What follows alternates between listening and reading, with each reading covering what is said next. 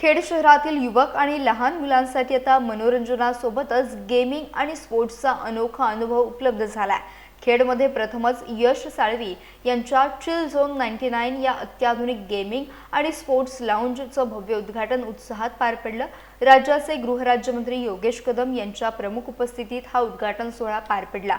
यावेळी नगराध्यक्षा माधवी बुटाला, उपनगराध्यक्ष सतीश चिकणे, माजी आमदार संजय कदम, भाजप नेते वैभव खेडेकर, पंचायत समिती सदस्य अण्णा कदम यांच्यासह नगरसेवक आणि कार्यकर्ते उपस्थित होते। खेडमध्ये प्रथमच सुरू झालेल्या या आधुनिक सेंटरमुळे लहान मुलांसह युवकांना विविध गेमिंग आणि स्पोर्ट्सचा अनुभव घेता येणार आहे।